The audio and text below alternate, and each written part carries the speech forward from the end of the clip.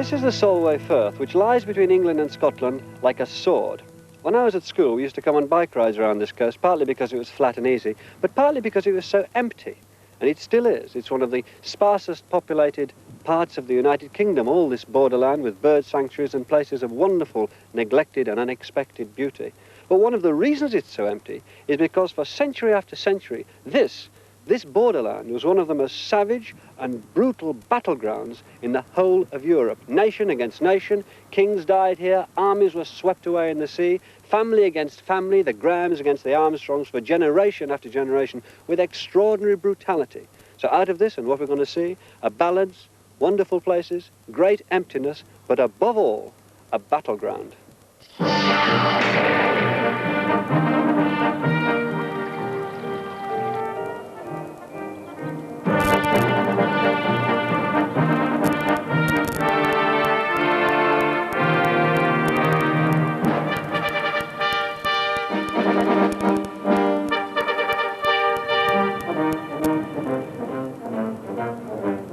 This area is now virtually empty. Little remains of the savagery that took place over the centuries. Thousands of men were slaughtered in the battles for the borderlands. This tranquil scenery was soaked with blood over hundreds of years. All that is left are a few poignant reminders of the devastation that took place in the borders. In 1216, on the nearby Solway Firth, Alexander II of Scotland lost 1,900 men crossing the fords in the estuary.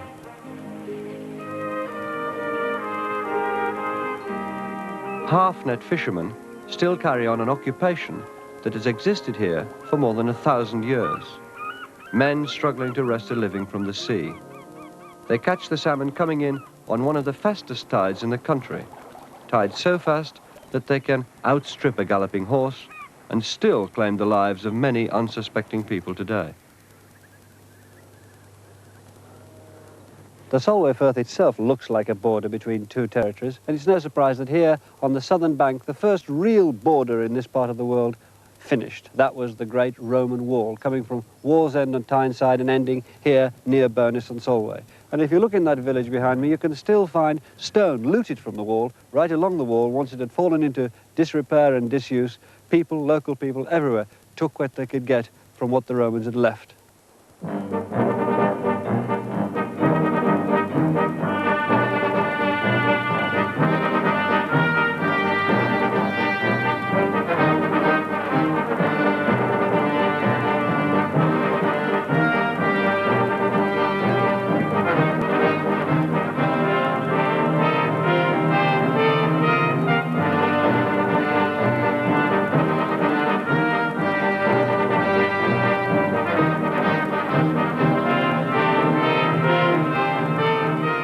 Many borders have the power to excite the imagination, but few more than this one, Hadrian's Wall, the best preserved frontier barrier in the whole of the Roman Empire.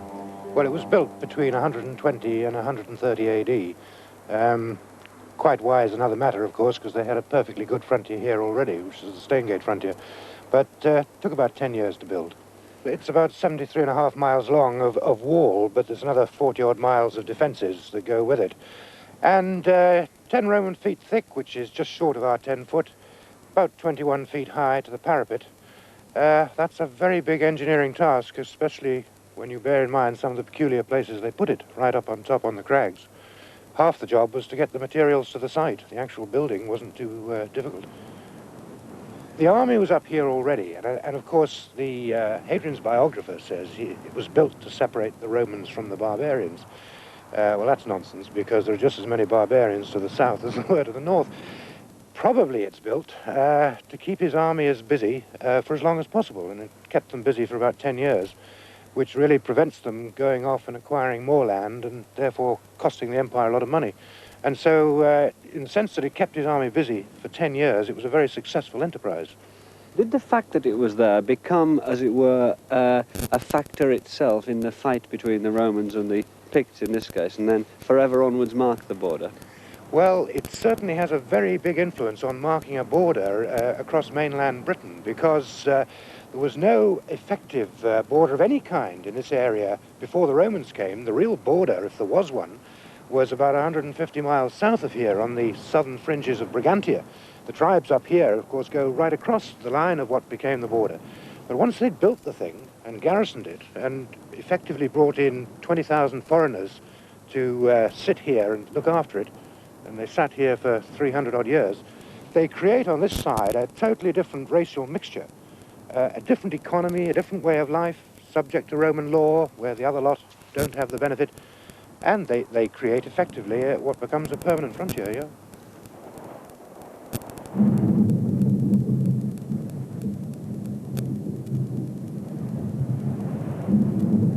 The high moorlands were once crossed by the Romans. There's still evidence of old Roman roads here. They're now used by upland sheep farmers and shooting parties. Vast areas containing little or no evidence of habitation except the occasional shepherd's bothy and shooting butt.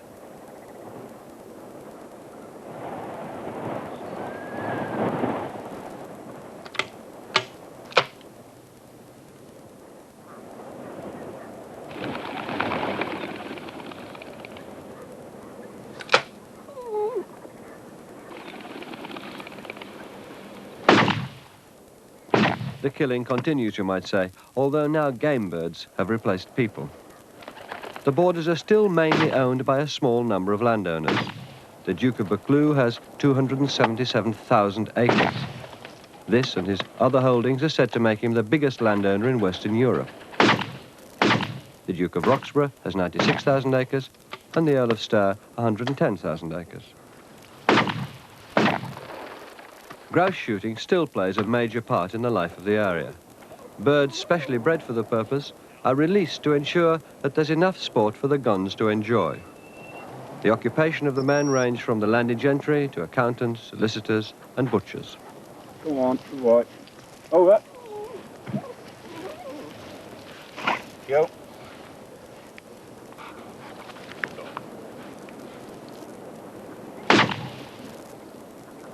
Billy, get on. Get on. Some of the facts are surprising. In this area, there are 12 million animals and birds, 100,000 deer, 3 million pheasant, and nearly 2 million grouse, mostly for sport. Get on.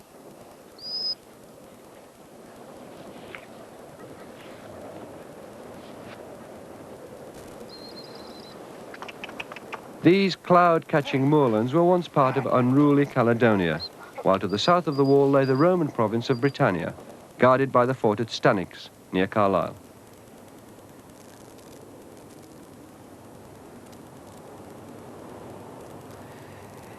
It would be romantic to suggest a direct connection between the Roman wall and Carlisle Castle. But what the wall was to the Romans and the barbarians who are outside the wall, so Carlisle Castle has been to the warring claims of the English and the Scots, and often just to the families in these borders. This place here was the hub of warfare of one sort or another for 500 or 600 years. When William the Conqueror took over, this was regarded as a hopeless, debatable land up here, and in fact when the Domesday Book was compiled in 1086, this part of Cumbria wasn't even included. It was considered to be part of the Scottish realm. But in 1092, William the Conqueror's son, William Rufus, marched north to Carlisle and built a castle here. A motte and bailey structure, such as you see on the Bayeux tapestry, not what we can see today. And that kicked it off. William had decided that Carlisle was to be English, that he was going to hold this, and the Scots decided that they were going to capture Carlisle and they were going to take it over. What happened then was a ding-dong battle for this castle, which became the great border fortress.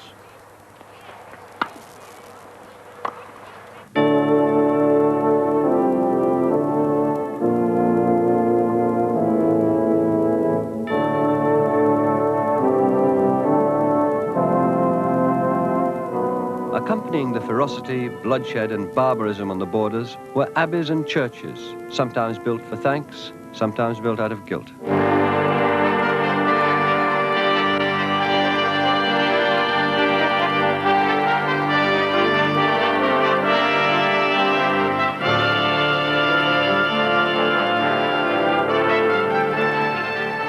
The 12th century saw the foundation of a number of religious houses. In spite of the fearsome violence, these feudal barons and monarchs on both sides were deeply religious and feared for their souls. They founded Sweetheart Abbey, Holmcultram Abbey, and Lanercost Priory. These monasteries were often burned and pillaged by the armies of both sides. Perhaps the most turbulent period was the late 13th and 14th centuries. Edward I, Hammer of the Scots, had ambitious plans to subdue Scotland. This is the site of some of the major battles between the English and the Scots, particularly at the time of Edward I, of course, who was determined to hammer the Scots out of existence. Yes, and a very capable man he was. Very good soldier, ruthless king, determined to conquer Scotland, and of course the kind of place that he had to take and hold if he was going to conquer Scotland was like this, Carlisle. And he besieged it in 1300, bringing an army of 6,000 men across the Solway, and a handful of Scots held out for a time, but he did take it in the long run. And by rights, that should have been the end of the Scottish resistance, because William Wallace was captured and executed. But Edward himself, a very old man by then, died at Sands over in the Cumberland side. And really, the steam went out of the English effort, because Edward II was not the man his father was, although he wasn't a bad soldier. And when he came north again in 1314, he was met at Bannockburn by Bruce, and everybody knows what happened there. And after that, Scotland's independence was virtually certain. England wasn't going to conquer it. And that was fine from Scotland's point of view and from England's point of view, but it wasn't fine from the borderers' point of view, because their country had been totally devastated by the Anglo-Scottish War. The people had been turned out of their homes burned, they hadn't been able to plant crops or tend cattle. They had learned in that time to live as robbers.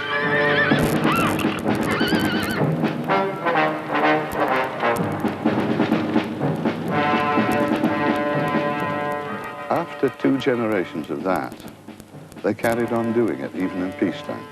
I mean, I'm not making excuses for the borderers, but the kind of savaging they took from both sides, both armies, really turned them into nomads who kept to the hills, to their fortresses, their strongholds, and they just went on plundering each other for another 3 centuries.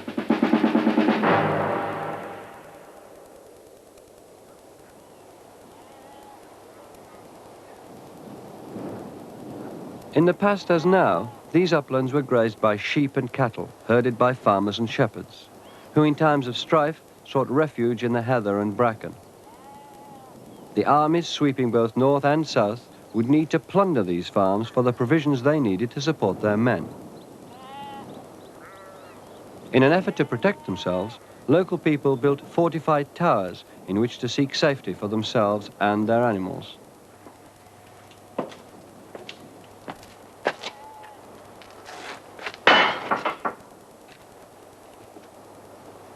This is a fortified tower called a Peal Tower. It was built in the 14th century, and it was built against the Scots after Bannockburn. The interesting thing, that it was built onto a church like a couple of others round here. This is Sands on the Solway. The church itself is 12th century, and this was originally a Roman site.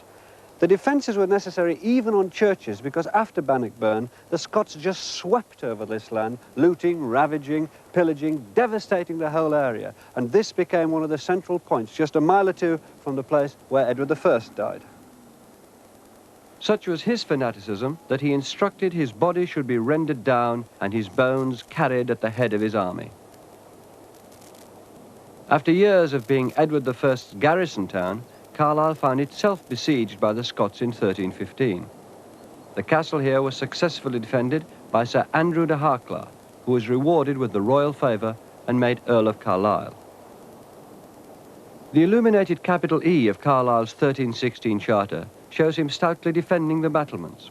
Of course, this is a piece of English propaganda, and the Scots seem to be coming off worse, in spite of their catapults and ladders. But the story has a cruel ending.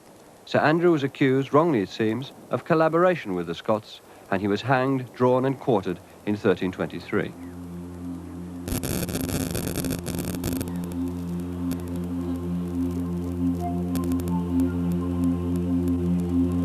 Although the Solway is crossed by a number of fords, this vast watery waste seems to have been regarded as a no man's land, neither Scottish nor English. neutral territory, in which truces could be agreed, prisoners exchanged, and claims settled. Here or close by, the guilty were punished either by hanging or drowning in deep pools known as murder holes. And should an accused man escape or fail to appear, he was put to the hot trod, that is, pursued by a posse of men whose sign of authority was a blazing turf held aloft on spears. One of the most famous of these makeshift courts was on the Scottish side of the estuary.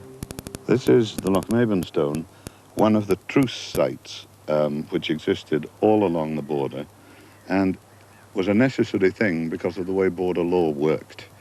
Obviously, you had to have a system of international law when people were robbing across the border. And what used to happen was that if you, Melvin, had robbed cattle, we'll say from Canonby in Scotland, being an Englishman, your warden would summon you to appear at a day of truce. These took place irregularly, and you would appear here and have to answer for your alleged fault in front of 6 Scotsmen. And Scottish reivers would be judged by 6 Englishmen. And you would either confess or deny, and if you confessed, you had to pay up. That was all you paid, money or cattle. If you denied, it had to be proved against you by the 6 Scots. And the way it got complicated was that those Scotsmen might be relatives of yours by marriage, some of them. Some of them might be companions from raids that you'd run. Some of them might be people with whom you were at feud, although they would try to avoid that.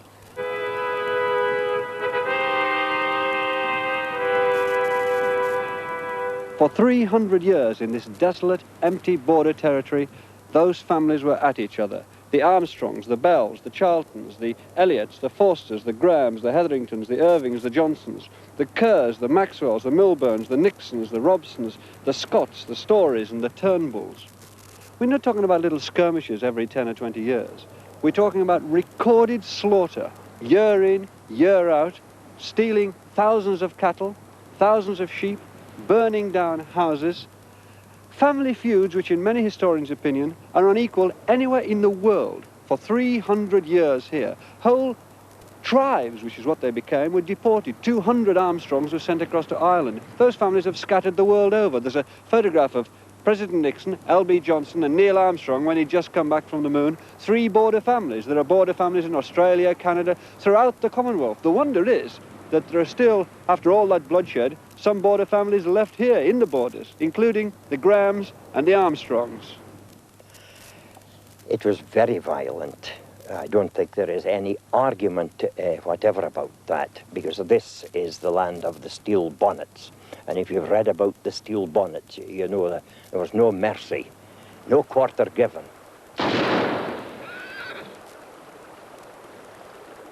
Family was involved with family in these terrible doings. And the period would be the best part of a couple of 100 years.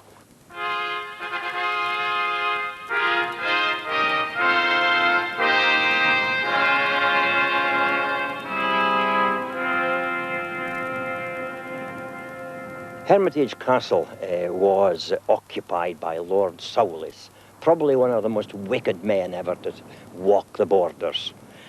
He was of royal birth, believe it or not, but he conspired against Robert the Bruce. And in the Armstrong connection, he killed most treacherously this young laird. And just outside Newcastle, you'll see the Millholm Cross. That was erected in 1320 to mark his death, in fact, marked his burial spot. Now, Sowlis himself came to a real sticky end. He was supposed to have sold his soul to Satan, and therefore could not be killed by ordinary means. So when his followers got completely fed up with him, they took him to a spot called the Nine Stane Rig. That's on the way to Hawick.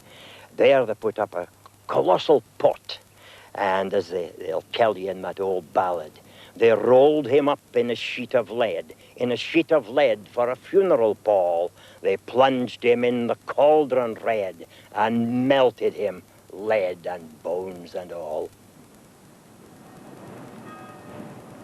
Here, my horizon is more vast. Beneath me, in the valley, lies the town that in a native's eyes possesses beauties unsurpassed. William, Scott, young. When, on the 11th day of May, you were chosen by the people of Langham to be their cornet for 1984, you were a very proud young man. As today you carry this symbol of your office, the flag of the Borough of Langham, do so with pride. Pride that you are adding another chapter to the long and glorious traditions of this ancient Borough of Langham. This is part of the ceremony of the annual common riding of Langham, a method of marking the territory of the ancient borough by a leader or cornet. The riding's always held on the last Friday of July, and the cornet and his supporters make a tour of the borough boundaries on horseback.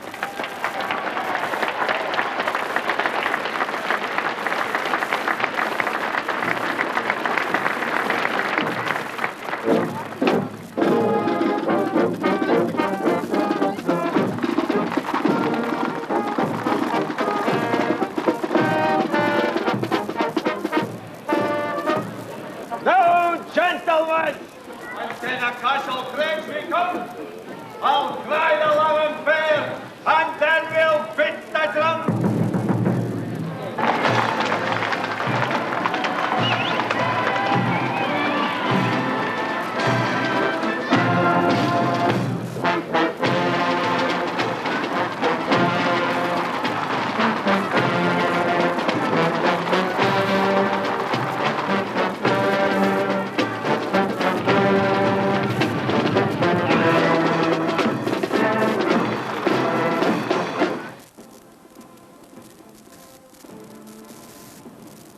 Originally, beacons and cairns were erected and pits were dug to indicate where the communal lands began and ended.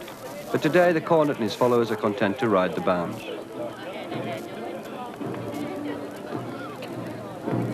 We hae again run our hill, so now I think it's right we had our fill of get strong punch. 'Twould mak us at us sing, because this day we had done a good thing. Hear, hear.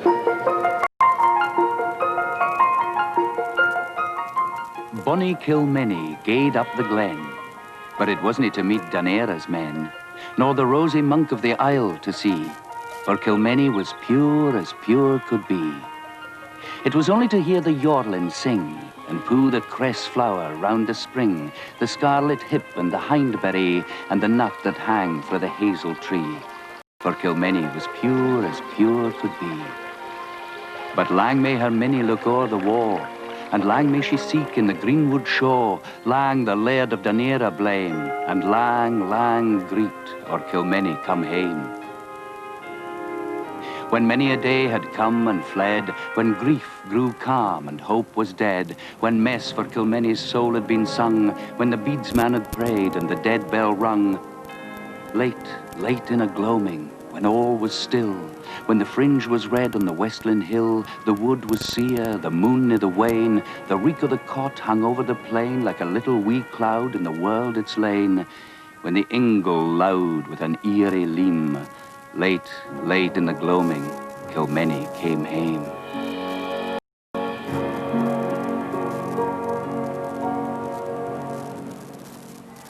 Those verses were written by James Hogg, the Ettrick shepherd, and this monument marks the site of the house in which he was born in 1770. James Hogg, the Ettrick shepherd, was a phenomenon of his time. He was a friend of Wordsworth, he was a friend of Sir Walter Scott, he was a friend of many of the most famous men of the day. He was, though, a shepherd. He'd left school very young. His mother taught him a great number of ballads, and with the very sound primary education he got in the Scottish school at that time, he turned himself into a verse writer of much more than local significance, and a marvellous prose writer. One of his novels, for example, Confessions of a Justified Sinner, can claim to be one of the greatest novels ever written by a Scot. He exemplifies the great romantic movement at the time taking place in the Lake District and here basically around Sir Walter Scott, but he was part of it. And the part that he played was that an ordinary man looking at ordinary things and relating them back to the people he came from could make his mark. In a sense, Sir Walter Scott reinvented the pride and sense, even the idea of Scotland, and he did it from here, in his base in the Borders. where he wrote his historical novels, many of them set around here, his ballads, many of them set around here, and built his fabulous house, whose present curator is his great-great-great-granddaughter. Scott always had, I mean, quite apart from his writing, he had his law work, of course, because he'd been made sheriff of Selby in 1799, and he died, and so he had settled. But I think all the writing and the collecting was his. He absolutely loved it. When he built what you have called his dream house, he smacked it right in the middle of the borders, here at Abbotsford. How would you say that house, as it represents Sir Walter Scott? It's romantic. It's Scott's style. It's very much Sir Walter. He had an architect called Atkinson, but Scott. For the architect, a great deal, as one gathers from his letter to the architect. But inside, of course, yeah, armour. Ivanhoe, I always feel. The ballads remain, and the stories, the memories of the heroes who fought here, the heroes of families and the heroes of nations. The sites are still here and the historical relics. You can still walk around the battleground, but a mixture of exhaustion and common sense and politics brought the fighting to an end. And what you have here now is one of the most peaceful places in Europe.